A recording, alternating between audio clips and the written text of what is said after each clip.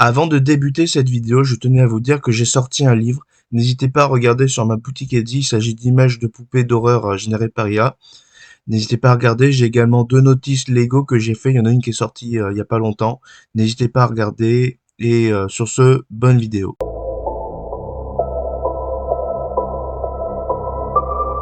Eh bien, bonjour à toutes et à tous les Kaisers et les Kaiserines. Et aujourd'hui, on va faire un unboxing de trucs que j'ai commandés en rapport avec Lego. Et maintenant, je vais vous montrer d'abord le premier lot. Voilà la première commande que j'ai faite. C'est une tête de Rhodien, plus précisément Onaconda Phare, qui était dans la navette séparatiste. Je l'ai acheté non pas pour fabriquer une figurine d'Onaconda Phare, mais plutôt pour faire des civils ou même un Jedi pour des mocks Lego Star Wars, parce que je prévois de faire des mocks le plus rapidement possible. Voilà, assez cool. Les yeux sont un peu abîmés, mais ça passe pour faire un personnage secondaire. Pour la deuxième commande, il s'agit de 3 paires de bras en dual mode LED rose et noir avec des imprimés au niveau de la partie rose pour des mini-figurines. Ça peut être très utile pour faire, je sais pas, des gothiques ou des trucs comme ça. Voilà, j'ai pris ça parce que ça coûtait pas trop cher et je trouve ça assez cool. Ensuite, la commande qui est certainement la meilleure de tout le lot, c'est la commande de 2 figurines Lego Star Wars. Bon, Anakin, il a son sabre laser. Tout d'abord, nous avons Anakin Skywalker, c'est la version de Ortho Plutonia. Voilà, de ce côté-là du visage. D'ailleurs, dans cette boîte, c'était ma première tête sandwich, ma première tête avec double visage. Et quand j'ai vu ce visage, je pensais que ça allait dans la pièce sandwich, parce que je connais pas à l'époque, je connaissais pas les doubles visages et les pièces sandwich.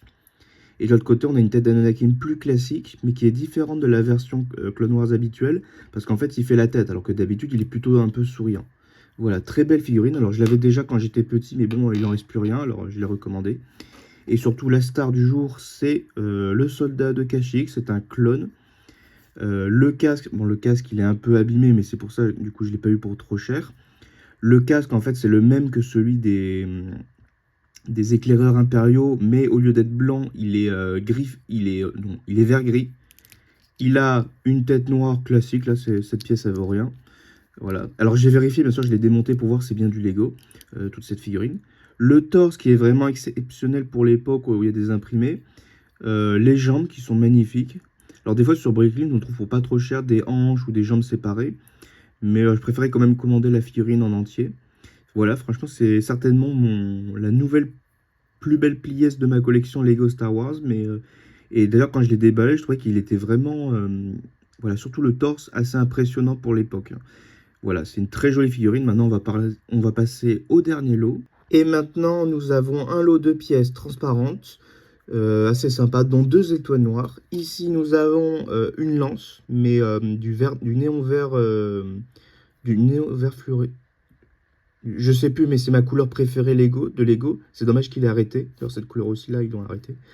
Voilà, c'est une lance, ça peut être utile pour des trucs électriques ou pour je sais quoi, des trucs chimiques, mais je trouvais ça sympa. Ou pour une figurine qui a, je sais pas, un sceptre bizarre ou un truc comme ça. Enfin, ça peut être très sympa. Nous avons, c'est certainement celle qui m'a le plus surpris parce que je connaissais pas, des hélices d'hélicoptère mais transparent clair, sur le transparent incolore.